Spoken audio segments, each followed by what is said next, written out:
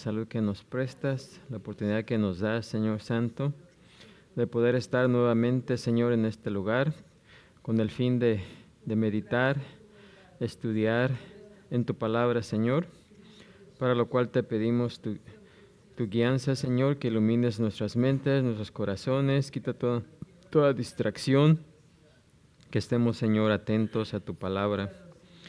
Bendice a los que ya están presentes, trae con bien a los que vienen hacia este lugar. Y gracias por la oportunidad que nos das en este nuevo día, en este nuevo año, Señor. Gracias te pedimos y te pedimos esto en el nombre de Cristo Jesús. Amén, Señor. Amén. Pueden ocupar su lugar. Y hoy, como saben, siendo el primer domingo del mes y también el primer domingo del año nuevo, pues vamos a tener nuestra sesión de preguntas y respuestas.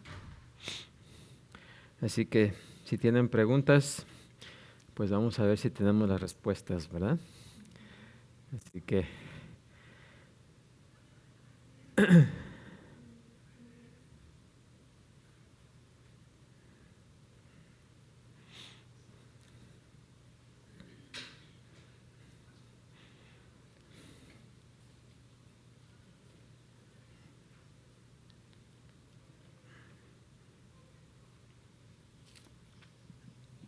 Tengo una pregunta y es, cuando leemos en el Antiguo Testamento sobre los israelitas, ¿podemos nosotros vernos reflejados ahí?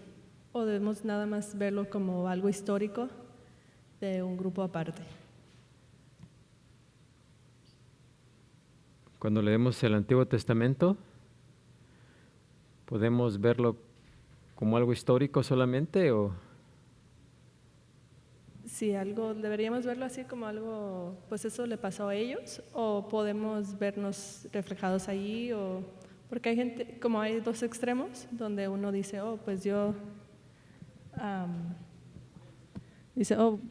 aplica todo, como las promesas de Abraham, hasta eso se lo aplican a uno, que está mal, ¿verdad? Pero también otros que dicen, pues eso fue ellos no, como... No sé si me entienden. Creo que ya te entendí. Ajá. Bueno, en lo que se refiere a las promesas, varias de las promesas y mandamientos fueron dados al pueblo de Israel. Y hay que hacer la distinción esa de que muchos recuerden lo que siempre aplica en todo tiempo es la ley moral de Dios. ¿Sí? Los 10 mandamientos, todo eso, la ley moral de Dios, esa sí aplica a todos los del Antiguo Testamento y a todos los del Nuevo Testamento. ¿Sí? Pero Dios le dio instrucciones exclusivamente al pueblo de Israel. ¿Sí? Le dio mandamientos como los mandamientos de las instrucciones acerca del tabernáculo, las instrucciones acerca de la dieta, de la ropa, ¿ok? y muchas otras instrucciones, ¿sí? Que fueron solamente para el pueblo de Israel. ¿Ok? Y mucha gente confunde que todo lo que está en el Antiguo Testamento pues también aplica para todo cristiano, pero no. Lo que aplica para el cristiano, y vamos a hablar del cristiano al judío, ¿ok? Lo que aplica al cristiano es lo que se encuentra en el Nuevo Testamento, y del Antiguo Testamento también debemos de observar el cómo se comportaron ellos, porque el ser humano sigue siendo igual, ¿sí? Desobediente. El pueblo de Israel es un reflejo de cómo el ser humano es desobediente. Todo eso sigue aplicando, es un ejemplo, aunque puede ser un mal ejemplo, ¿no? Un ejemplo, pero en la Biblia encontramos ejemplos buenos y ejemplos malos que vienen de personas que se comportaron mal, ¿sí? O sea, la Biblia es la palabra, es la verdad y no oculta lo que hicieron ellos, ¿sí? De lo que tenemos que aprender de ellos es lo que pasaron, lo que hicieron, para nosotros no hacerlo, si fue algo mal que hicieron, ¿no? Pero si fue algo bueno que hicieron, pues también nos sirve de ejemplo, ¿sí? Para hacerlo. Así que tenemos que hacer esa distinción, ¿sí? Nosotros tenemos que ver qué es lo que aplica para nosotros, especialmente todo lo relacionado con la ley de Dios, la ley moral de Dios, o sea, los 10 mandamientos, eso sigue aplicando, ¿sí? Y todo lo demás cuando se dirige al pueblo de Israel son instrucciones, mandamientos, todo eso es para el pueblo de Israel. Y tenemos que hacer la distinción de que en aquel tiempo también el gobierno que tenía Israel era un gobierno teocrático, ¿sí? El pueblo era gobernado directamente por Dios a través de sacerdotes de la tribu Leví. Así es de que eso no existe hoy, ¿sí? Así que nada de eso aplica a nosotros. Ah, Así que ahí es donde tenemos que hacer las diferentes distinciones, ¿sí? ¿Contestada tu pregunta? Sí. ¿O hay algo más? Pero el comportamiento de los israelitas, la desobediencia o la obediencia en veces, pues eso es algo que podemos aprender, ¿sí? Y nos sirve de ejemplo.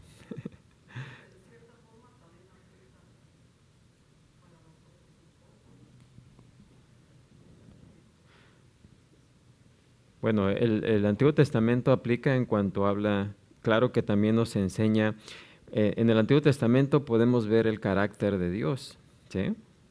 Porque cuando el pueblo de Israel pecó, podemos ver cómo actuó Dios, ¿sí?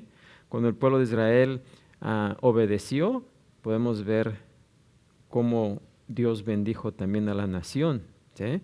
O sea, varios de los atributos de Dios los podemos ver en el Antiguo Testamento, ¿sí? Todo eso nos sirve, ¿sí? Porque Dios se revela a nosotros a través de ambos testamentos, ¿sí? Pero en cuanto a las instrucciones y mandamientos, hay que hacer la distinción. ¿Qué es lo que aplica para el judío y qué es lo que aplica para la iglesia? Principal porque la iglesia no existía en el Antiguo Testamento, ¿sí? La iglesia nació en el Nuevo Testamento, en Pentecostés, ¿sí?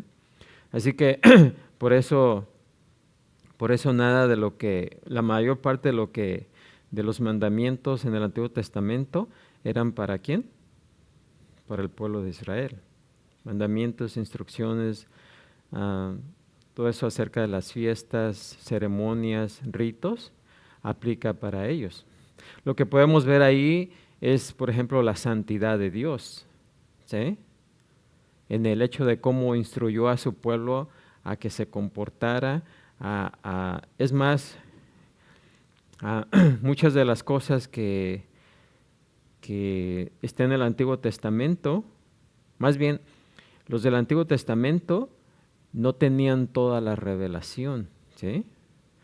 ¿Se acuerdan que estábamos hablando de los misterios? Varios de los misterios de Dios no fueron revelados al Antiguo Testamento, ¿sí? Sino que nos fueron revelados a nosotros, ahora en el Nuevo Testamento, ¿sí? Como el misterio de Cristo, ¿sí? El pueblo de Israel no le fue revelado el misterio de Cristo. Ellos todavía siguen pensando en el Mesías, ¿sí? El Mesías que va a venir como juez.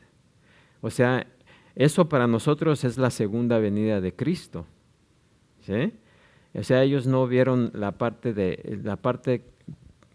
papel que jugó, que vino a hacer Jesucristo al morir en la cruz. A pesar de que la muerte de Jesucristo fue ilustrada en cada sacrificio de animal que se ofrecía a Dios en el Antiguo Testamento. ¿Sí? O sea que esos misterios nos han sido revelados a nosotros. Ellos ¿Sí? todavía están esperando al Mesías. Ellos todavía están esperando al Mesías. El Mesías ya vino, ya vino como cordero que fue al matadero, ¿sí? El cordero de Dios que vino a quitar el pecado del mundo, ¿sí? Pero ellos todavía lo esperan, ¿sí? Para nosotros ya es la segunda venida de Jesucristo cuando Él venga por su iglesia. El misterio de la iglesia tampoco les fue revelado a ellos.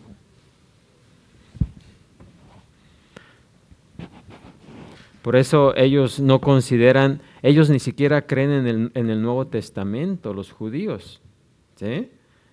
Para ellos solamente el Antiguo Testamento. Ellos no creen en el Nuevo Testamento, ni quieren escuchar lo que dice el Nuevo Testamento, porque ellos nomás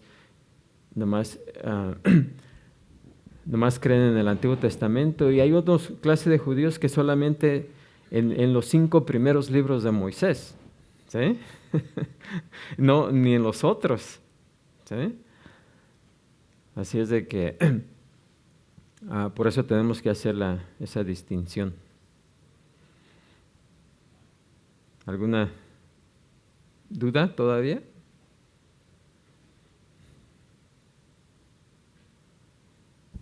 Hermana, la veo con dudas. Entonces, mi pregunta es, ¿cómo sé distinguir? Como esto sí y esto no. Discernir cuál sí me aplica y cuál no. Pues no todo lo del Antiguo Testamento, recuerden, la iglesia no existía en el Antiguo Testamento. Así que todas las instrucciones que se le dieron al pueblo de Israel, que Dios dio en el Antiguo Testamento, ¿a quién iban dirigidas? ¿A quién? Pues sí, a Israel, porque la iglesia todavía no. La iglesia es uno de los misterios, ¿sí? Es un misterio, era un misterio para ellos, y lo sigue siendo porque no creen ellos en la iglesia. Pero lo que tiene que ver con la ley absoluta de Dios, la ley moral de Dios, esa sí aplica para todos. Y también pues uno a través de la lectura, del conocer el carácter de Dios, de conocer la palabra de Dios, uno también puede ir discerniendo qué es lo que aplica a uno, ¿sí? Y que es exclusivamente para Israel, ¿sí? Por ejemplo, cuando hablamos de los diezmos, ¿sí? Los diezmos se aplican exclusivamente ¿a quién?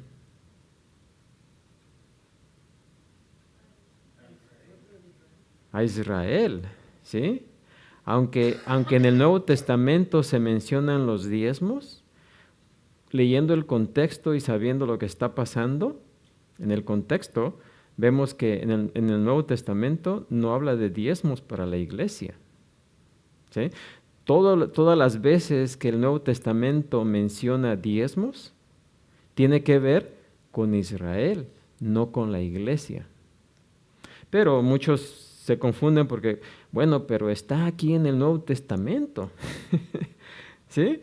No porque esté en el Nuevo Testamento quiere decir que aplica a la iglesia, ¿sí? Porque por eso es muy importante entender el contexto en lo que se está diciendo. Las palabras que se está diciendo hay que tomarlas dentro del contexto. Entonces, ¿los gentiles no eran judíos, pues? No, los gentiles eran los que no eran judíos. ¿O de dónde salió esa división de gentiles y judíos? Bueno, los gentiles, recuerden que el pueblo de Israel nació ¿de quién? Abraham. ¿Se acuerdan cuando Dios llamó a Abraham de su pueblo? Le dijo que saliera de su pueblo, que lo iba a llevar a otro lugar, ¿sí? En aquel tiempo Israel solamente era ¿quién? Abraham, ¿sí? Pero Abraham tuvo sus hijos, ¿verdad? Pero en aquel tiempo ya todos eran gentiles. Bueno, todos eran... Dios decidió escoger a su pueblo del pueblo que nacería de Abraham, porque Abraham es el padre de la nación, ¿sí? De ahí viene Israel, ¿sí? Isaac, Israel, ¿verdad? Que Jacob, Dios le cambió el nombre de Jacob a Israel, ¿sí? De las 12 tribus que nacieron de ahí, es que todos esos son judíos, todos los descendientes de Abraham. Y todos los que no descienden de Abraham son gentiles. ¿Sí me entendió? Así que esa es la diferencia. Y no es que sea otra raza diferente, es simplemente que Dios escogió al pueblo de Israel como escogió a la iglesia, ¿sí? para ser ejemplo y para llevar el mensaje de Dios a las naciones. Ese era el propósito de Dios al llamar a Abraham, para que de él y sus descendientes llevaran el mensaje al mundo, ¿sí? Pero como vemos, Israel no cumplió con ese mandamiento,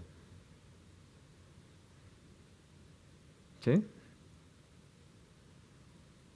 ¿Alguien más?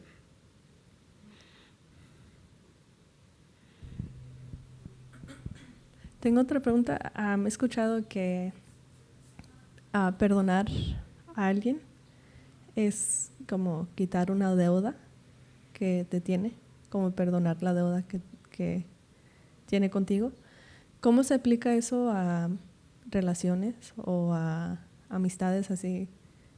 Ese concepto de tener una deuda y ya no tenerla, en términos del perdón.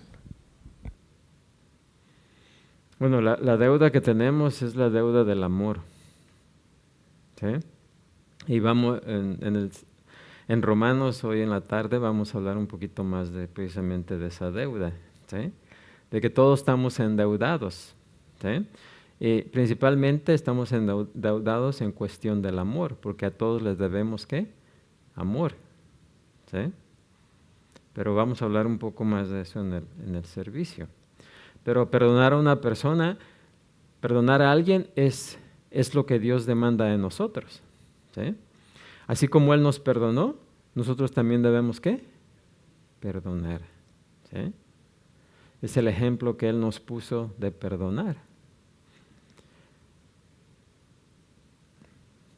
Así que cuando no perdonamos, pues, ¿acaso somos nosotros mayores que Dios?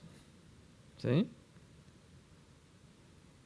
Y cuando decidimos no perdonar a alguien, pues estamos diciendo, pues yo soy, voy a decir, mayor que Dios, que si quiero perdono, si no, no.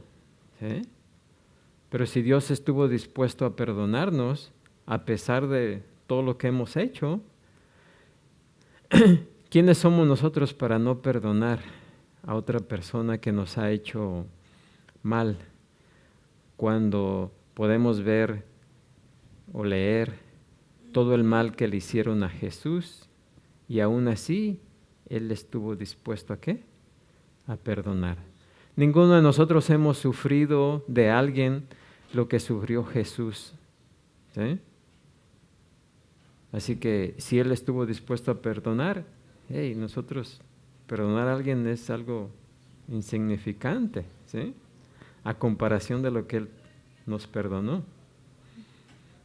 A veces uno dice que perdona o otros dicen que perdonan, pero luego sigue un como resentimiento o un enojo o una tristeza o algo así. Pero dicen, si le preguntan, oh, ya lo perdoné, ¿eso es perdón? Bueno, el perdón no es algo instantáneo, es un proceso, ¿sí? Pero comienza con una decisión, ¿sí? Yo voy a perdonar a esta persona y ya no me voy a acordar, voy a tratar de no acordarme lo que lo que me hizo, ¿sí? Pero eso no se olvida de la noche a la mañana, ¿o sí? ¿Va que no? No se olvida nunca. Aun cuando Dios dice que va a echarlos, echó nuestros pecados al fondo del mar y que ya nunca más se va a acordar de ellos, no es que Él no haya perdido la memoria o que ya no, no, lo que quiere decir es que ya no le va a hacer caso, ¿sí? Ya no los va a tomar en cuenta. Pero no que Dios no se olvida de nada, ¿sí?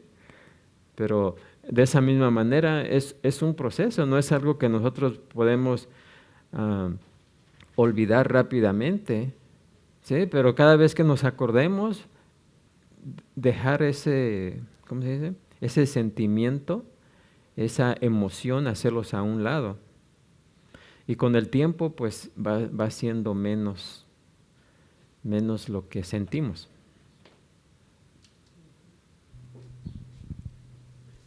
Sobre todo sobre todo el deseo de venganza, ¿sí?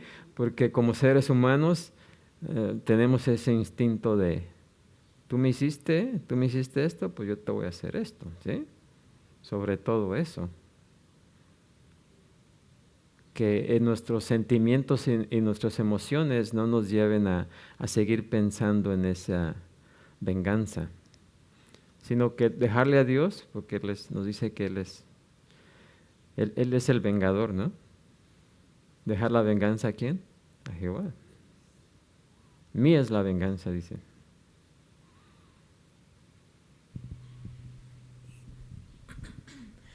Tengo otra pregunta sobre el gozo. Parece que estar gozosos es un mandamiento, como dice, creo, Tesalonicenses, estar gozosos siempre, en todo tiempo. ¿Cómo podemos estar gozosos en tiempos como difíciles? En tiempo de tristeza. Bueno, es que muchas veces confundimos el gozo con la felicidad.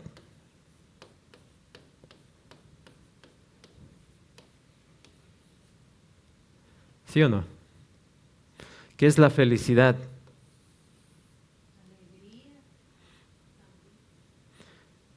Es alegría, ¿verdad?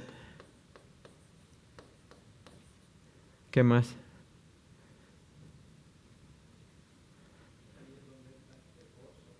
También podría ser una cierta clase de gozo, ¿verdad?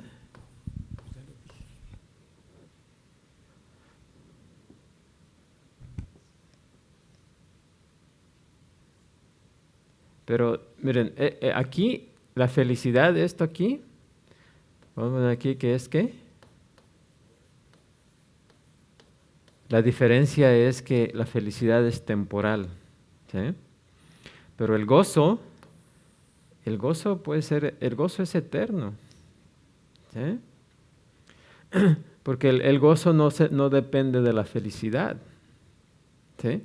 La felicidad, podemos estar felices un momento, ¿sí? Compramos algo nuevo y estamos felices, contentos, ¿eh? Contentos porque tenemos juguete nuevo, ¿no? Sea lo que sea. Pero con el tiempo, esa felicidad por ese juguete nuevo se va disipando, se va acabando, ¿sí? Pasa, es pasajero. Pero el gozo del que nos habla la Escritura, es el gozo que viene de conocer a Dios, ¿sí? De tener confianza en sus promesas, ¿sí? Cuando tomamos ¿cómo podemos estar, preguntaron, ¿no? ¿Cómo podemos estar gozosos en tiempos de tristeza? Bueno, porque no importa nuestras circunstancias, cuando sabemos que Dios cumple sus promesas y que esta circunstancia, por difícil que sea, un día va a pasar, porque también es pasajera, ¿sí? Entonces, si verdaderamente tenemos nuestra confianza puesta en Dios, no hay por qué el gozo se termine, ¿o sí? ¿No, verdad? Entonces esa es la diferencia. El gozo, la felicidad es temporal. Además, Jesús, saben que no nos prometió que en este mundo íbamos a ser felices, ¿verdad? Al contrario, nos dijo que en este mundo vamos a tener ¿qué? Aflicción. Pero tampoco va a ser una vida de pura aflicción, porque Dios es bondadoso y nos da tiempos de felicidad. Pero también cuando vemos, por ejemplo, el tiempo de tribulación, tampoco el tiempo de tribulación es algo por lo que tenemos que estar tristes, porque también por medio de la tribulación aprendemos ¿qué? Paciencia. Obtenemos ¿qué? Sabiduría. Es más, Dios utiliza la tribulación para formarnos, ¿sí? Como el alfarero, cuando está formando, agarra un pedazo de lodo y lo empieza a formar, ¿no? Encuentra una piedrita, quita la piedrita, ¿no? Y Dios también nos quita lo que nos impide el crecimiento, pero al quitar eso nos va a doler, ¿sí?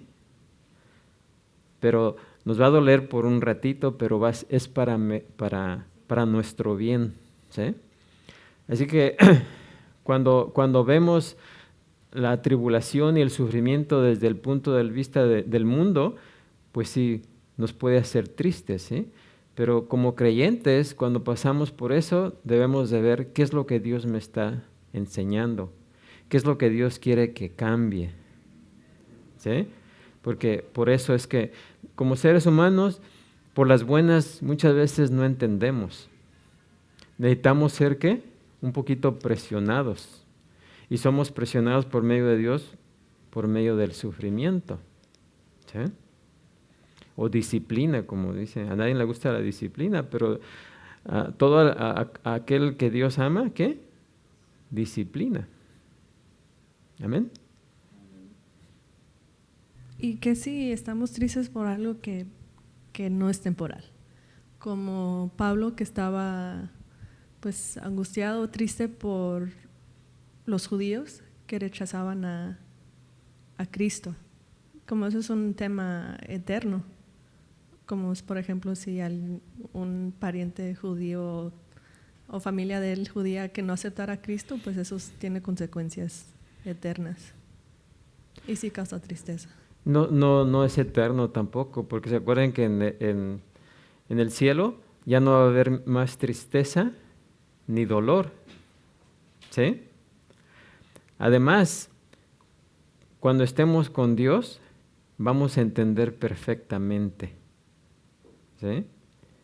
Y esa tristeza va a desaparecer, porque aún, recuerden que Dios es glorificado en su justicia, con aquellas personas que decidieron no estar con Él. Amén. Ahorita tal vez no lo entendamos bien, pero en aquel tiempo lo vamos a entender, ¿sí? Porque recuerden que Dios no quiere a nadie con Él que no quiera estar con Él. Amén. Entonces, en aquel tiempo lo vamos a entender de una manera mejor, de tal manera que aunque digamos, pues mis familiares, mis hijos, mi esposo, no están aquí, lo entiendo perfectamente y no nos va a causar tristeza ni dolor.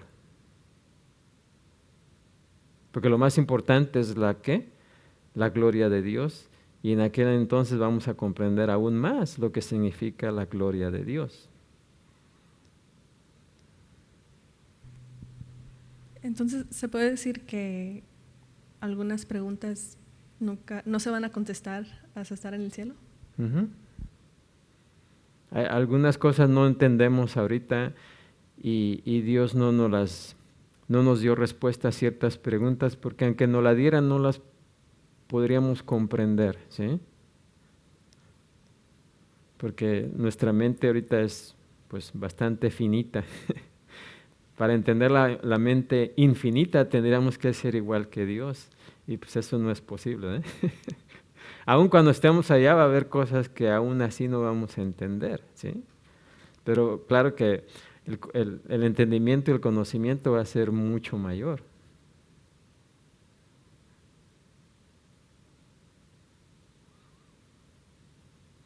Amén.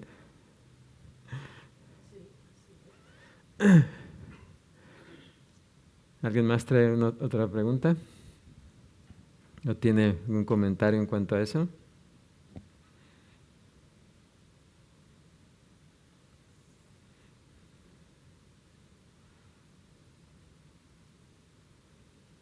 Pero ya entendemos el concepto de gozo y felicidad. Entonces, como el gozo sería, ¿cómo se demuestra el gozo? Porque parece que fuera un switch, como estar gozosos, es una decisión, pero Bueno, ¿qué significa eso? Gozo no es estar brincando, ¿sí? O estar riéndose, contento, así. No, el gozo es una experiencia interna, ¿sí? De una experiencia interna sólida en cuanto a la fe que tenemos en Dios, ¿sí? Que no importa qué tan feas se pongan las cosas, sabemos que lo que esté sucediendo no se ha salido del control de Dios, que Dios siempre está en control, ¿sí? Jesús lo demostró, o sea, él podía haber hecho muchas cosas para defenderse, ¿sí? Siendo el creador, imagínense, poderoso, ¿no? Todo lo que tenía que decir es una palabra y quedar libre de todo, ¿sí? Mas sin embargo, él confió en su Padre completamente, a pesar de todos los insultos, los golpes, todo lo que pasó. Él confió, estaba confiado plenamente en su Padre, ¿sí? Y esa confianza pero fíjense que también sufrió hasta sudar, ¿qué? Gotas de sangre, ¿sí? Pero aún así, él tenía el gozo porque confiaba en su Padre, que le iba a ayudar a pasar por todas esas circunstancias. Así que no quiere decir que no vamos a estar tristes, ¿verdad? Pero el gozo es más que nada la confianza que uno tiene en Dios, ¿sí? Entonces pudiéramos decir que ese versículo que mencionó ella, ¿verdad? Estar siempre gozosos, lo pudiéramos traducir como estar siempre confiados en Dios, de Dios o en Dios. Uh-huh.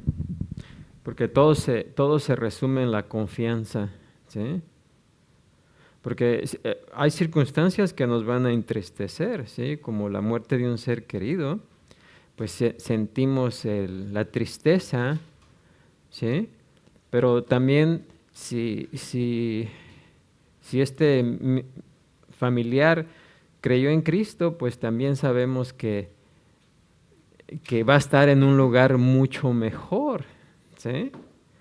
Y muchas veces nosotros nos ponemos tristes ante la partida de un ser querido porque nuestros ojos están puestos en este mundo. Pero si pusiéramos más nuestros ojos en el cielo, no querríamos estar aquí ya. ¿O sí? Estaríamos como Pablo, dice, yo ya quisiera estar allá. Aquí estoy perdiendo el tiempo, ¿sí? ¿Qué estoy haciendo aquí, sufriendo, pasando por todo esto? Yo mejor quisiera estar allá, ¿sí? Pero ¿cuántos de nosotros sinceramente podemos decir, yo ya no quiero aquí, ya quiero estar allá? ¿Verdad que no? ¿Por qué? Porque todavía hay algo que nos detiene aquí, todavía nuestra vista está puesta en este mundo, no tanto en aquel, ¿sí?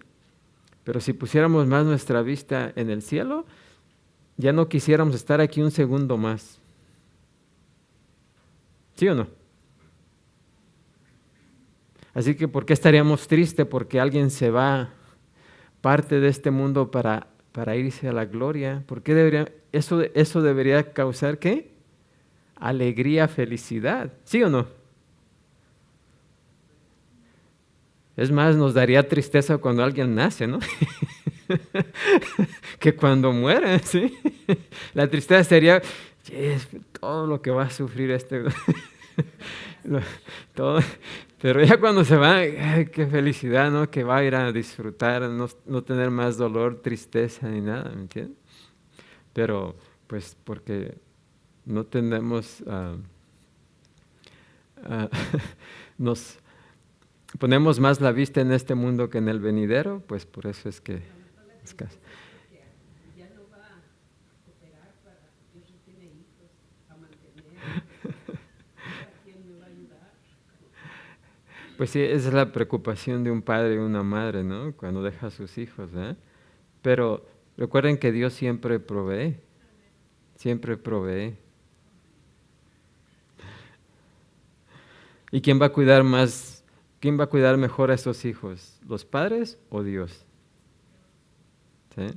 Pero también es por falta de fe y confianza en que Dios va a hacer lo que necesita hacer para sacar adelante a esos hijos que se quedaron sin madre o sin padre, ¿sí?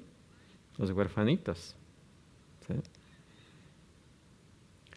Todo es cuestión de perspectiva, ¿sí?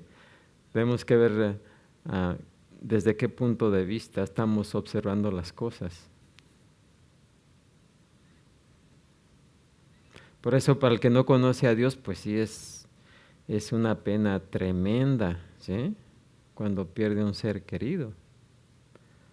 Porque primeramente no saben a dónde van y qué va a pasar con ellos, ¿sí?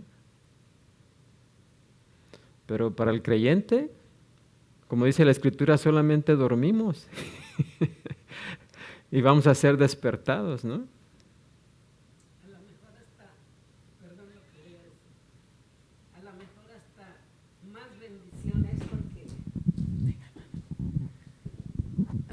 porque mire, yo vine a parar hasta los Estados Unidos, a lo mejor es más grande la bendición que Dios tenía para mí. Sí, es que así sucede. Ya, no conocí uno de veras la grandeza de Dios. Amén. ¿Alguien más? ¿Tiene otra pregunta?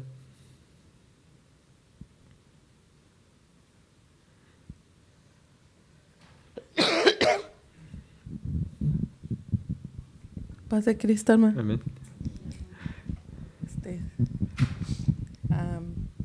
De lo que está comentando, alcancé a escuchar un poquito. Ahorita pasé rápido a la casa de tía y pues ahí nos dimos un abrazo y pues sí lloramos un poquito de acordarnos de los que ya no están con nosotros. Pero lo que pasa es que, aunque sabe uno pues que están con el Señor, pero uno los extraña, lo que como ser humano los extrañamos, pero sí debemos de enfocarnos, ¿verdad?, en the bigger picture, ¿verdad?, que están descansando en el Señor y eso nos debe de dar paz. Y le digo a ella, hay que gozarnos con los que estamos aquí todavía, ¿verdad? Digo, frecuentarnos, abrazarnos mientras estemos aquí, porque al rato nos toca a nosotros también que nos recoja el Señor, ¿verdad? Y pues yo les deseo un feliz año a cada uno de ustedes y decirles que los amo en el Señor y el tiempo que estamos aquí, ¿verdad? Pues es muy hermoso para mí porque este tiempo que convivimos aquí, pues es muy bonito, ¿verdad? Porque aquí pues mostramos el amor de Cristo unos con otros y gozándonos en la palabra. Dios les bendiga. Amén. Ahorita me estaba acordando, alguien dijo que para el cristiano sería una clase de egoísmo, ¿sí?, cuando no queremos que alguien parta de este mundo, a un hermano o una hermana. Es una clase de egoísmo porque de alguna manera no queremos que vaya a aquel gozo eterno, ¿sí? Estamos queriendo impedir que lleguen a ese gozo eterno. Entonces es clase de ser egoístas, ¿no? Cuando lo vemos desde ese punto de vista. Bueno, ¿alguien más?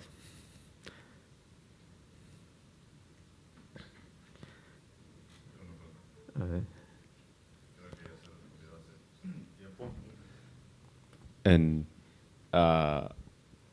en Apocalipsis y en 1 de Corintios 15 y en 1 de Tesalonicenses hay pues descripción de la venida de Cristo, hay descripción del rapto. Y mi pregunta sería, ¿cómo es que la iglesia es arrebatada? Porque es un debate grande, así siempre lo menciono. ¿Cómo es que la iglesia es arrebatada, podemos decir, silenciosamente, cuando dice que el regreso de Cristo, dice, no será en secreto, sino que pues será como el rayo del cielo que todos pueden ver y todo ojo verá a Cristo regresar? Entonces, ¿cómo es que la iglesia es arrebatada pues silenciosamente?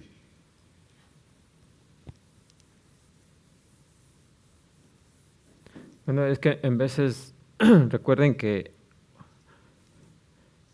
algunos de los acontecimientos no tuvieron lugar simplemente en una sola ocasión, en un solo día, en una sola hora, ¿sí? Como la venida de Cristo no fue solamente cuando nació o cuando entró al mundo de esa manera, ¿sí?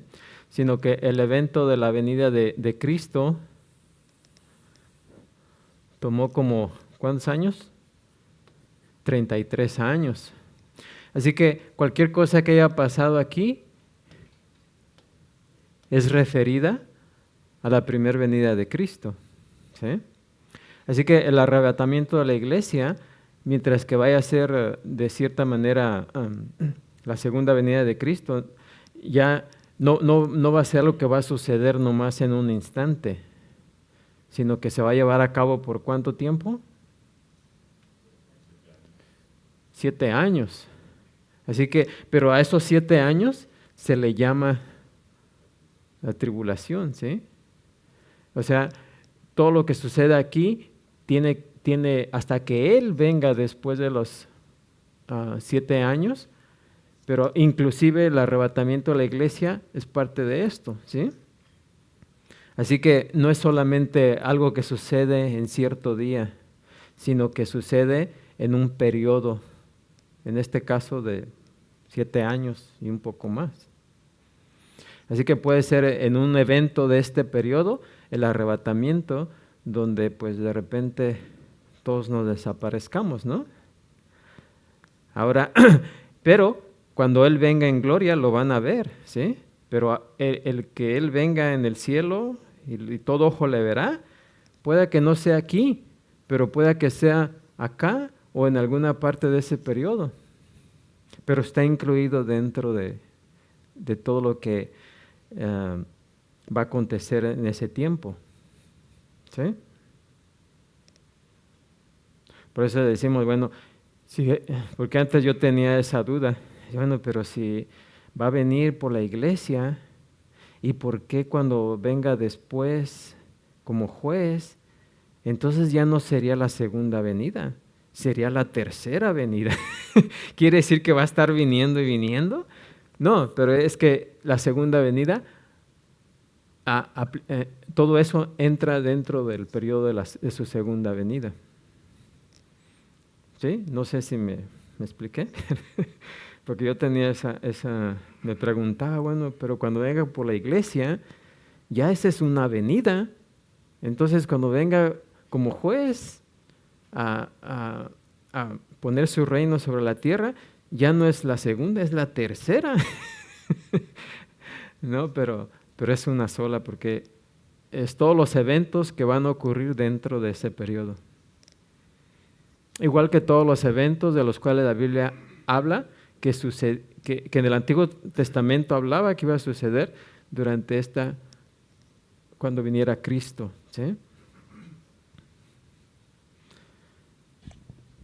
Entonces añadió otra pregunta y sería, si la iglesia es arrebatada antes de, como digamos, la tribulación, pero no es que Cristo ya se ha revelado a todo el mundo, sino que simplemente la iglesia fue arrebatada.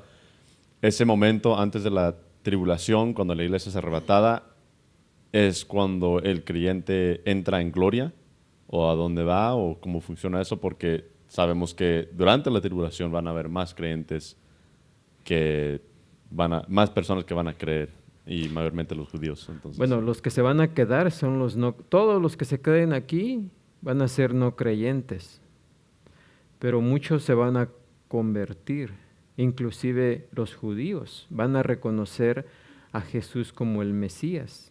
¿Se acuerdan que los primeros 3 años,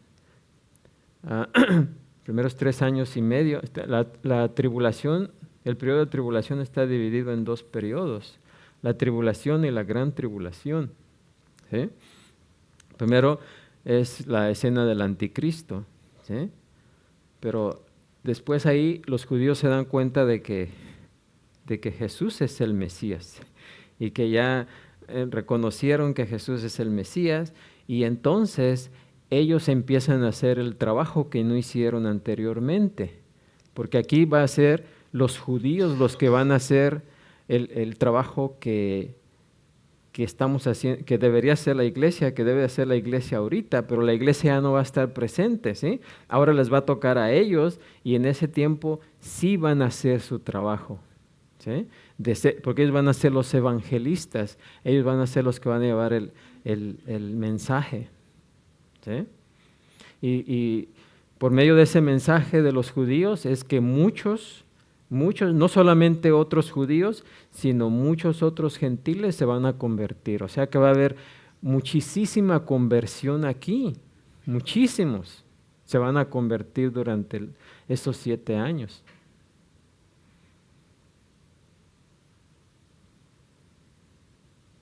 ¿Esa era la pregunta? ¿Sí?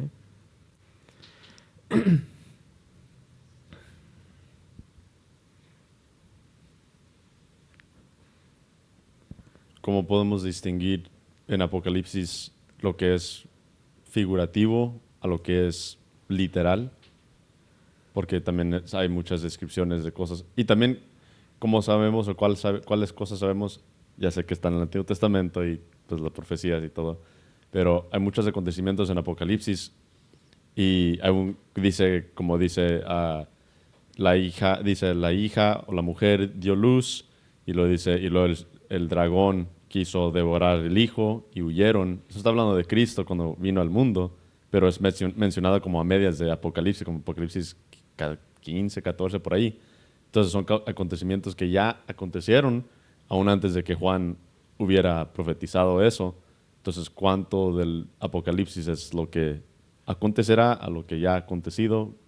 ¿Cómo podemos identificar qué es figurativo y qué es literal? Bueno, pues, figurativo en el libro de Apocalipsis tiene muchas figuras, ¿sí? Principalmente porque también habla de cosas que nadie ha visto. Juan, imagínense, si nosotros hemos visto varias cosas, imagínense si Juan hubiera visto un avión en aquel tiempo, ¿cómo lo habría descrito? Un pájaro, ¿no? Porque no sabía ni qué es lo que estaba viendo. Pues también todavía Juan vio cosas que solamente puede describir con lo que él sabía en su tiempo, ¿sí? Y por eso es que él describió lo que vio con las palabras o los objetos o las cosas que él conocía en su tiempo, ¿sí? Por eso es que vemos todas esas ilustraciones, ¿no? O figuras. Eso en cuanto a al sentido, pero no quiere decir que sea figurativo, ¿sí? Porque tenemos que distinguir lo que se está describiendo de una forma figurativa a algo que solamente se esté diciendo como referencia a algo, ¿sí? Así que dentro del contexto tenemos que ir discerniendo qué es lo que es una cosa y qué es lo que otra cosa. Pero en sí, ¿se acuerdan que ya estudiamos el libro de Apocalipsis? Y realmente cuando se estudia dentro de su contexto y todo, no está muy difícil, ¿sí?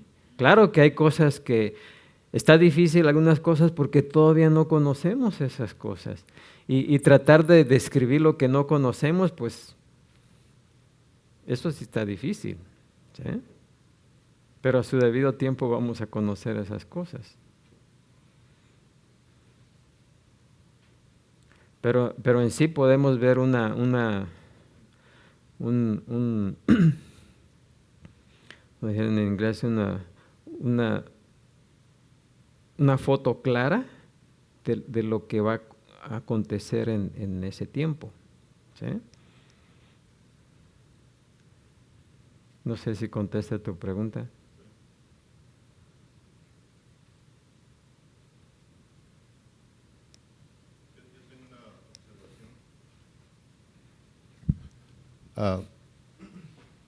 La iglesia fue un misterio, pero hay versículos donde habla que lo que iba a ser Cristo, lo que iba a ser Dios, que iba a formar una gente de la gente de los no judíos. Y Pablo, creo en Efesios, dice que es un misterio. Es un misterio porque no está en las semanas de Daniel. Sí, era un misterio para los judíos. Digo, aún para la iglesia. Porque la iglesia no sabía que íbamos a ser rescatados. Bueno, al principio. Sí, pues es lo que estoy hablando. Pero lo menciona como un misterio. Entonces, lo que es la iglesia es un misterio. Es algo que no era revelado, pero sí hay versículos que lo respaldan. Y como en Apocalipsis dice que yo no te voy a dejar pasar por tribulación. Yo te voy a rescatar. Habla. Ahora, la palabra de Dios también dice en 1 Corintios 15, dice, he aquí un misterio. Y Cristo dijo en Juan 14, dice, creéis en Dios, creed también en mí. En la casa de mi Padre muchas moradas hay. Si no fuera así, yo lo había dicho, voy pues a preparar lugar para vosotros, para que donde yo estoy, vosotros también estéis. Entonces Pablo declara el misterio. Dice, vamos a ser arrebatados. Entonces, esto es algo que aunque Cristo habló mucho de lo que iba a acontecer en la tribulación, no se había mencionado. Porque lo que es la tribulación es algo que está en las semanas de Daniel. Pero Dios le reveló a Pablo misterios. Entonces, yo veo como que el arrebatamiento es un misterio que sí está escrito en versículos, pero es algo que era oculto. Entonces, Sí, pues sí, él estaba oculto. Y aunque al principio de la iglesia, pues todavía no estaba completado todo el Nuevo Testamento, así que para los primeros creyentes, pues todavía para ellos era un misterio. Para nosotros ya se aclaró más ese misterio, pero todavía quedan misterios que no han sido revelados. ¿Sí? Así que por esa razón es que la revelación de Dios es progresiva. mi punto es que mucha gente busca en la tribulación dónde está el rapto, cuando en la tribulación tal vez no esté el rapto tal vez esté antes del rapto. Sí, es que la tribulación son la semana 60, ¿no? De Daniel, donde Dios va a tratar con su pueblo otra vez. Ahorita el pueblo de Israel está puesto a un lado. ¿Sí? ¿Por qué? Porque está trabajando con la iglesia. Pero el tiempo de la iglesia va a terminar. ¿Cuándo va a terminar?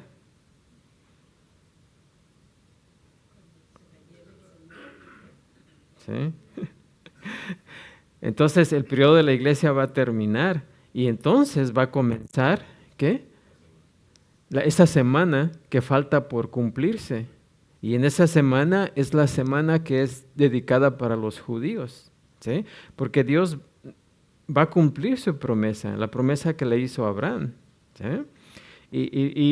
Y el hecho de por qué escogió a Israel, para qué, cuál fue el propósito de escoger a Israel.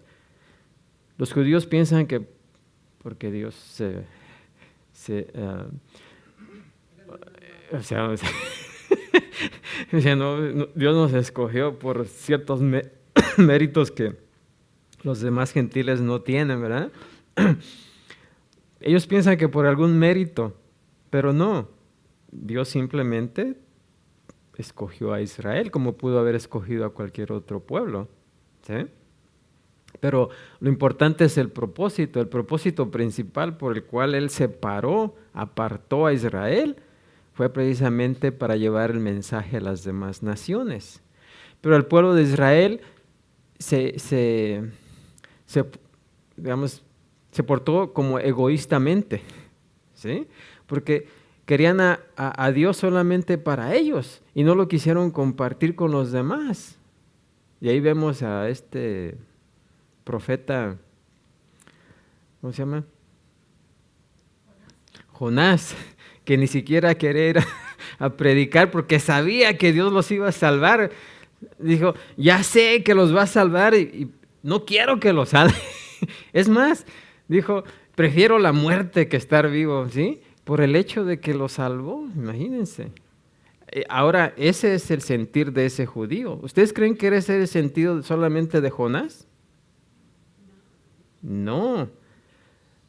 Entonces, como ellos egoístamente quisieron dejar a Dios para sí mismo y no compartirlo, pero en este tiempo es cuando ellos se van a dar cuenta y es cuando el pueblo de Israel va a cumplir ese propósito por el cual Dios los escogió, así como escogió a la iglesia, ¿sí? Así que ya hasta se me olvidó de qué estábamos hablando. Así que si ustedes ven, la iglesia ya no se menciona aquí. Se menciona al principio, pero está hablando del pasado. Pero ya aquí ya no. O sea, ya, porque la iglesia no tiene ya propósito aquí. Si alguien se quiere quedar, yo no me quiero quedar aquí. ¿Alguien de ustedes quiere quedar ahí? Porque hay algunos, no, ¿y qué van a hacer los creyentes? No, hombre, ni siquiera me quiero imaginar que voy a estar ahí. Pero hay algunos creyentes que sí quieren estar ahí. Qué locura, ¿no? No, ni ganas. ¿Por qué? Porque la iglesia ya termina el propósito de la iglesia y comienza el propósito por el cual Dios escogió a Israel. ¿Sí? Amén. Y regresando a lo que estaba diciendo mi papá, así del misterio, como dice, la iglesia siempre fue un misterio porque es el periodo de gracia que los judíos no esperaban. Ellos no sabían que los gentiles, aunque ya es profetizado, los que no son mi pueblo serán mi pueblo, los que no son de mi gente serán mi gente. Sí, había ciertas palabras como ahora podemos ver en Apocalipsis que están ahí, pero que ahorita no las podemos comprender en toda su claridad, ¿verdad? Con toda la claridad. Ellos también, Dios les dio ciertas profecías, ¿verdad? Pero no las entendieron, porque realmente era un misterio que en su tiempo no fue revelado. Amén. Y ahorita creo que la iglesia, pues, sufre por esa falta de entendimiento, de conocimiento, porque, como ya he mencionado, hay miles y miles y miles de jóvenes ahorita que ya se dicen, no, pues el rapto no existe. Cristianos. Y ve esos argumentos y dice, no concuerda porque dice que todos lo verán. ¿Y cómo lo verán si dice que silenciosamente antes del rapto, como no concuerda? Pero si uno se da cuenta que si la iglesia fue misterio, es un periodo de gracia que se va a cerrar. Entonces, aún el rapto es un misterio, por lo cual, y me lo mencionó ahorita también Esmeralda, 1 Corintios 15, dice, pero les diré algo, un misterio, no todos dormiremos y seremos arrebatados y muchas cosas. Entonces, lo menciona como un misterio también, el rapto, que no tiene parte de las semanas, no se ve, pero acontece. Así como la iglesia no estaba en las semanas, pero existe. Sí, la iglesia no cae en cuanto a las semanas de Daniel, porque no estaba, los judíos no les fue revelado eso. Por eso ellos no creen y no creen que el cristianismo es ellos lo ven como una secta, como algo diferente, no lo ven como la continuación, ¿sí? Para ellos no es continuación, sino es otra cosa.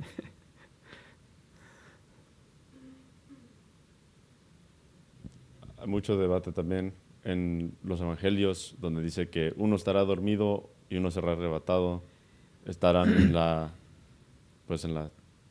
the field, dice uno será arrebatado, y luego muchos dicen, oh, pues es el creyente, y muchos dicen, es el creyente que se va a quedar. ¿Eso tiene que ver con el rapto o es algo diferente, el contexto? Bueno, ahí es al revés, ¿sí? Porque los que se van a quedar van a ser los judíos, ¿sí? Los que van a ser, sí, creo que en ese pasaje aplica al revés, ¿sí? Los que se van a quedar van a ser los judíos para que lleven a cabo ese cumplimiento, ¿sí? Pero cuando habla, recuerden, el contexto tiene mucho que ver, porque ahí está hablando de los judíos, ¿sí? Cuando se acerca aquel día, dice, no corran a las montañas, ¿verdad?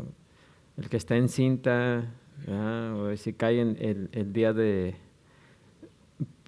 reposo, ¿verdad? Porque algunos no van a querer correr en ese día. Pero está hablando de judíos, no está hablando de la iglesia, ¿sí? Así que hay que tener cuidado a quién se está dirigiendo lo que se está hablando ahí. Y muchos confunden eso con la iglesia, pero realmente ahí es de judíos, no es de la iglesia. Y sabemos que aún en el Nuevo Testamento, aunque hay la iglesia, también todavía están los judíos, porque Dios ha preservado a su pueblo todavía, ¿sí? ¿Cómo podemos encontrar ese balance? Porque muchos dicen, todo lo que es el evangelio pertenece pues a nosotros, como la iglesia. E incluso dice en versículos si uno dice, pues hay que indagar la palabra, porque también Pablo le dice a Timoteo, dice, divide apropiadamente la palabra, es decir, busca donde es como un orden, estás buscando el orden de la instrucción, de lo que dice Dios, y muchos dicen, no, pero la Biblia dice, ya no hay judío ni gentil, entonces ¿cómo podemos dividir que eso es para el judío, eso es para la iglesia? Recuerden, el contexto es muy importante, lo que vemos antes y lo que vemos después, ¿ok? Y también dónde encaja en cuanto a toda la revelación de Dios, ¿sí? Ya sea del Antiguo Testamento al Nuevo Testamento o completamente en toda la revelación, ¿sí?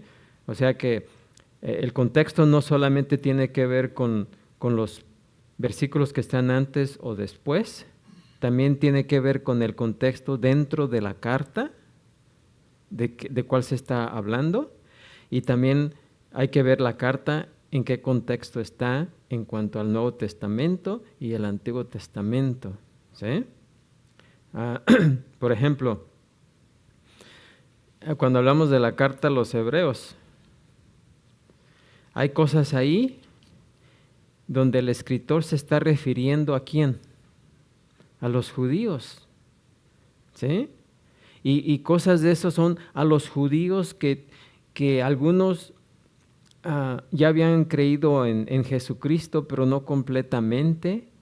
O sea, lo conocían, sabían quién eran y todo, pero todavía no habían dado el último paso. Y el escritor todavía les está hablando, ¿sí? Y también hay cosas de que si no lo hacen, pues se van a perder. Y mucha gente confunde lo que está ahí como, dice, la salvación se puede perder, mira lo que dice ahí. Pero no, es que está hablando los judíos, ¿sí? Así que tenemos que ver el contexto para poderlo entender, ¿sí? Y es la única manera que podemos distinguir cuando, hace rato que llegaron ustedes, estábamos hablando del diezmo, que aunque el diezmo se menciona en el Nuevo Testamento, solamente es mencionado en referencia al pueblo de Israel, pero no es mencionado como mandamiento en el Nuevo Testamento, en ninguna parte y no por el hecho de que se encuentra en el Nuevo Testamento quiere decir que aplica a la iglesia, No, porque es importante ver en qué contexto se dice y quién lo está diciendo y a quién se está dirigiendo. ¿Sí? Y en ninguna parte, en ese caso, se dirige a la iglesia, sino más bien al contrario, porque sería una contradicción después lo que dice Pablo, ¿verdad? Que cada primer día de la semana pongamos aparte algo según Dios nos haya, ¿qué? Prosperado. No menciona específicamente, recuerden, también era una nación teocrática, no era una nación como la que tenemos ahorita, pero es la única manera de entender cuando se dirige a una cosa o a otra, es el discernimiento y saber distinguir. No sé si me expliqué.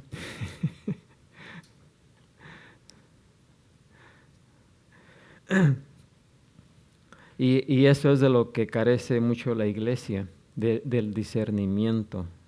¿Sí? Porque por lo general nomás escuchamos, pero no estudiamos.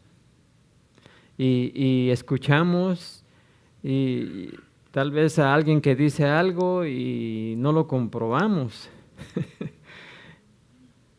Si no somos como los de Berea, que escuchan y vamos a ver si lo que dijo es verdad. A ver, ¿dónde está aquello? ¿Verdad? No, ¿sabe qué? No está aquí. ¿Eh? Pero por la flojera de no investigar, pues preferimos creer en las mentiras que dicen. Recuerden que Satanás es bien sutil. O sea, es bien sutil. Él no directamente habla de puras mentiras, porque nadie le creería. Sino, recuerden, siempre es una mezcla de la verdad con la mentira, porque eso es más difícil de separar. Especialmente cuando no conocemos la verdad. Porque cuando conocemos la verdad, en cuanto escuchamos algo que no está ahí, luego decimos, eso no es verdad. ¿Sí? Y para poder llegar a ese punto necesitamos conocer la verdad.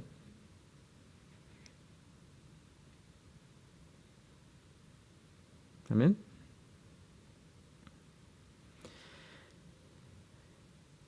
Es como, si tiene otra pregunta, yo tengo otra pregunta, y no tiene otra pregunta.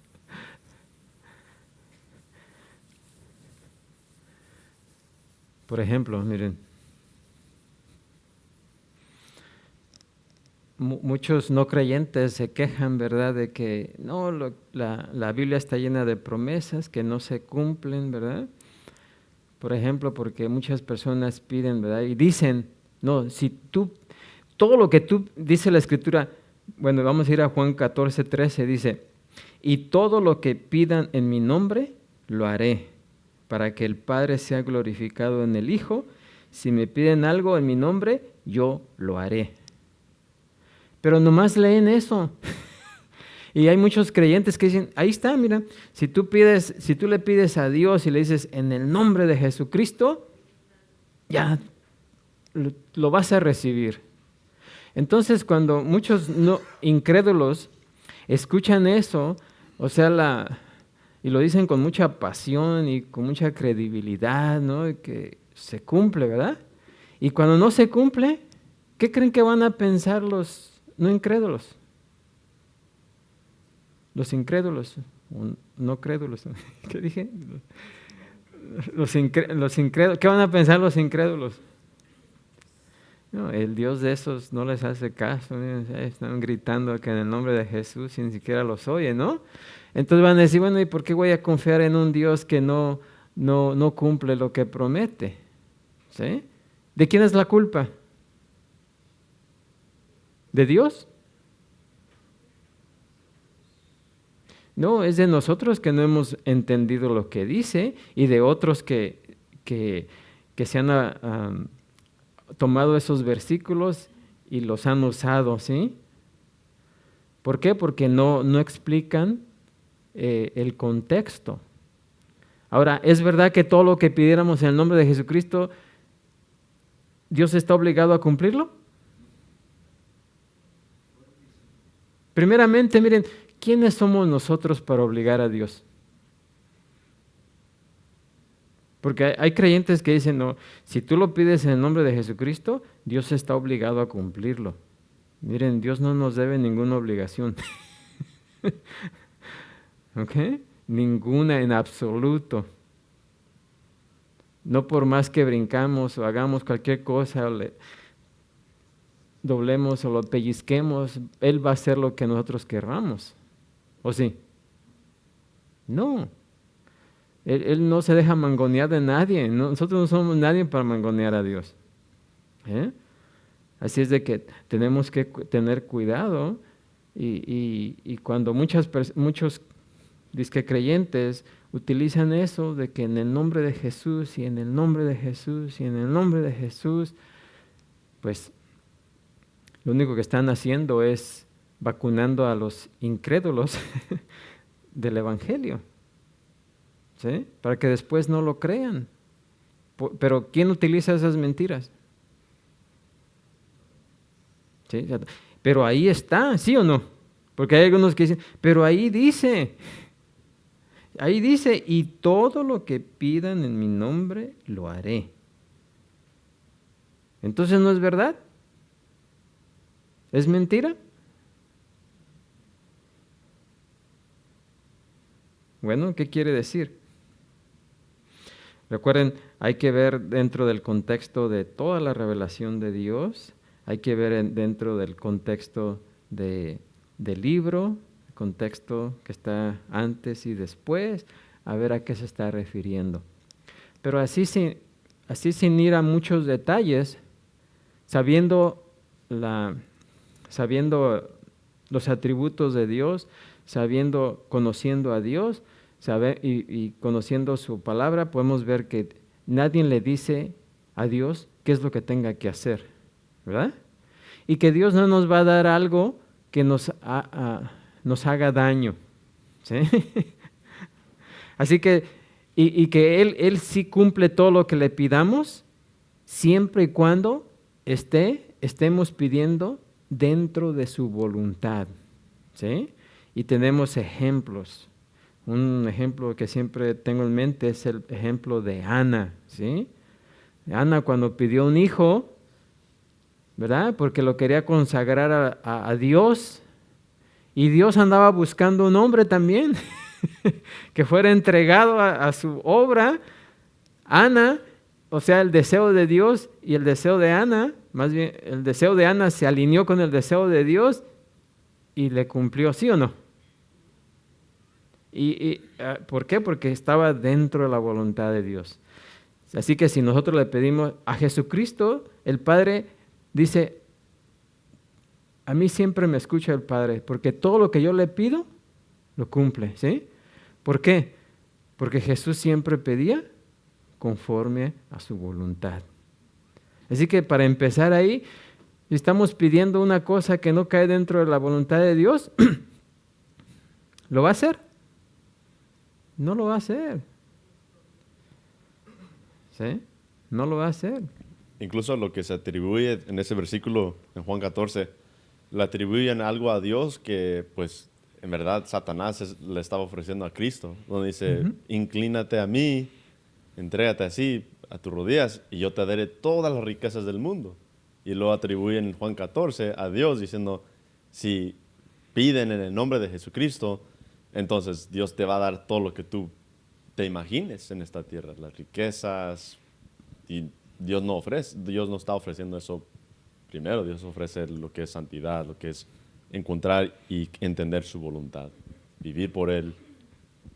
Ahora, si un incrédulo le pide a Dios, ¿ustedes creen que Dios va a escuchar al incrédulo? Sí lo escucha, pero no le va a hacer caso. No tiene ninguna responsabilidad de hacerle caso, ¿sí? La única manera que Dios escucha a un incrédulo es cuando ora en arrepentimiento, ¿sí? De ahí en adelante, todas las bendiciones que recibe un incrédulo es por su gracia y misericordia de Dios, que hace salir el sol sobre todos y traer la lluvia sobre todos. Amén.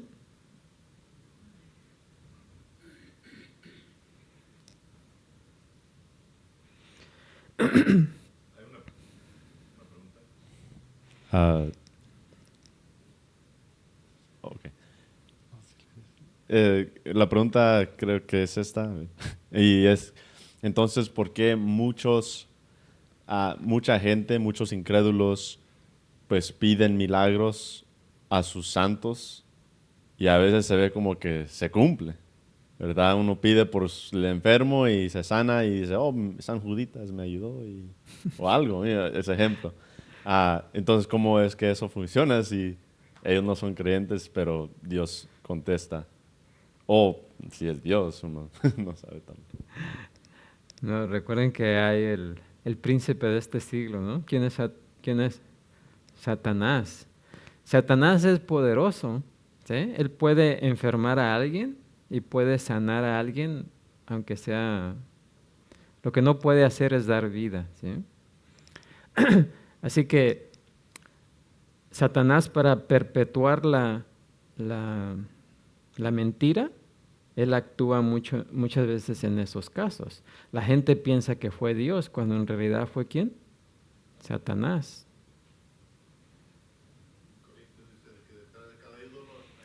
Detrás de cada ídolo hay un demonio.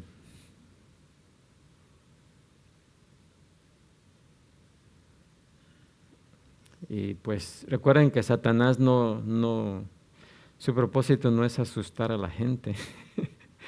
Su propósito es engañarla, ¿sí? Nada gana con asustar a la gente, pero gana mucho al engañarlos. Ese patrón, como durante el Halloween, los creyentes cierran las puertas y todo escondiéndose y no llevan los niños a la escuela, muchos yo he visto. Y yo siempre veo y observo y digo, ¿por qué tienen miedo de algo que ya sabemos? La oscuridad es oscuridad. Tenemos que temer qué estamos aprendiendo en la iglesia, si es genuino, si no es genuino. No, nos pensamos, oh, Satanás está en la oscuridad. No, Satanás se disfraza como luz. Satanás pasa su mayor tiempo en las iglesias y en las cristianas verdaderas, ¿eh?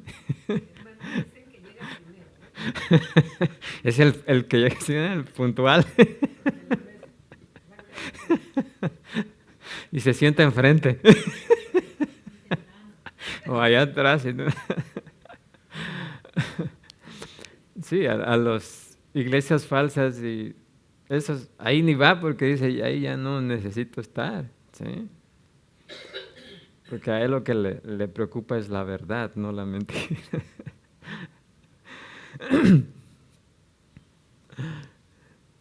Bueno, ¿no más preguntas?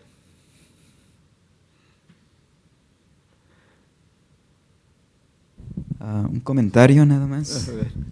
Cuando llegué, ¿verdad? Creo que la pregunta de Elizabeth era ¿por qué si la Biblia dice que estar siempre gozosos?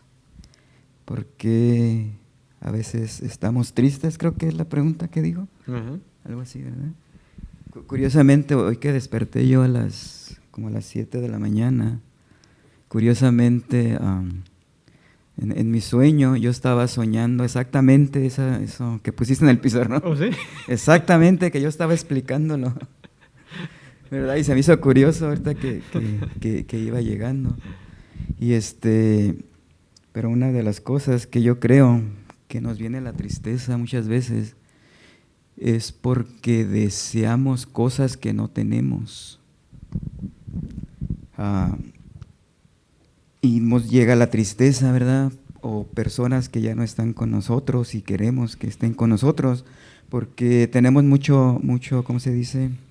Apego a las cosas terrenales, ¿verdad? Porque por eso la Biblia dice, buscad primeramente las cosas de arriba, ¿verdad? O poner la mirada, también dice otro versículo, en las cosas de arriba, no en las terrenales, que son temporales, ¿verdad? Yo creo que ahí es donde nos viene, ¿verdad? Esa tristeza, ¿verdad? Por desear cosas que no tenemos, ¿verdad? Yo siempre digo a la gente, ¿verdad? De que hagan un recuento de las cosas que tenemos. Porque tendemos más a enfocarnos en las cosas que no tenemos, en lugar de las cosas que tenemos. Y ahí es donde nos viene la tristeza, creo yo, no sé, ¿verdad? Es lo que pienso yo. Sí, es cuando no, miren, de alguna u otra manera tenemos nuestra mente llena de fantasías, ¿ok? Y lo que más trae tristeza a nosotros son las falsas expectativas, ¿sí? Por ejemplo, digamos en el matrimonio, ¿verdad? Nos han pintado que se casaron y vivieron felices todo el tiempo, ¿verdad? Y hay mucha gente que se cree de esa fantasía, ¿no? Y dice, no, pues ya me casé, así que ahora pues a disfrutar de ya aquí comer todo, porque están confiados en la fantasía esa, ¿sí? Tienen una falsa expectativa de lo que es el matrimonio y cuando no funciona de esa manera, se desilusionan, se ponen tristes, de rato se andan separando y todo eso, ¿verdad? Bueno, lo mismo es cuando tenemos falsas expectativas en cuanto a... el mundo dice, Dios quiere, falsos predicadores, ¿no? Dios quiere que su hijo tenga felicidad en este mundo, que tenga todo, ¿verdad? Porque si somos hijos del Rey, del Creador de todas las cosas, pues ¿por qué vamos a estar careciendo de cosas, no? Entonces forman esa expectativa de que, pues sí, yo soy el hijo de un gran rey, pues debería tener todo y no lo tengo, ¿sí? Pero porque ya se crearon una falsa expectativa. Y cuando no lo tienen, pues se ponen tristes, ¿sí? Pero si supieran la verdad, no nos... O sea, dice por ahí un dicho sobre... ¿cómo? Sobre advertencia no hay engaño y soldado advertido o algo así, ¿no? ¿Verdad? Porque ya cuando sabemos la verdad y se presenta, pues no nos causa problemas, o sea, no vamos a poner triste por algo que ya sabemos. Pero lo que crea la infelicidad son las falsas expectativas. Santiago 4 dice, y no dice tristeza, pero se puede añadir ahí porque son los sentimientos y las emociones del corazón.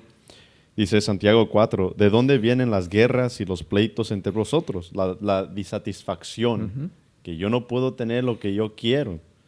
Es lo que está diciendo. ¿No es de vuestras pasiones, las cuales combaten en vuestros miembros, en tu propio cuerpo, que combate con la verdad? Codiciáis y no tenéis, matáis y ardéis de envidia y no podéis alcanzar. Combatís y lucháis, pero no tenéis lo que deseáis, porque no pedís. Entonces, ok, entonces tengo que pedir, si pido lo que yo quiero, entonces Dios me lo da. No, pedís y no recibís, porque pedís mal, para gastar en vuestros deleites. Sí, en las falsas, sí, pedimos conforme a nuestras falsas expectativas, ¿sí? ¿Por qué? Porque no tenemos una perspectiva correcta de lo que Dios quiere, de la manera que Dios quiere que veamos esta vida, ¿sí? Por eso la persona incrédula no puede entender algunas cosas, ¿sí? Porque no conoce a Dios, no conoce esa perspectiva, tiene la perspectiva del mundo. Pero nosotros aún, créanme que aún no hemos dejado esa perspectiva en completo.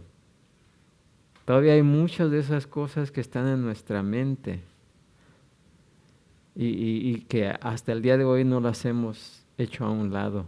Y todavía seguimos teniendo esas falsas expectativas. Y es lo que dice Santiago, son lo que nos causan dolor y tristeza. Amén. Bueno, pues creo que con eso terminamos. Vamos a ser despedidos de la escuela dominical, orando, dando gracias a Dios. Padre Santo, Señor Todopoderoso, gracias Señor te damos porque tú eres bueno, tu misericordia es grande Señor y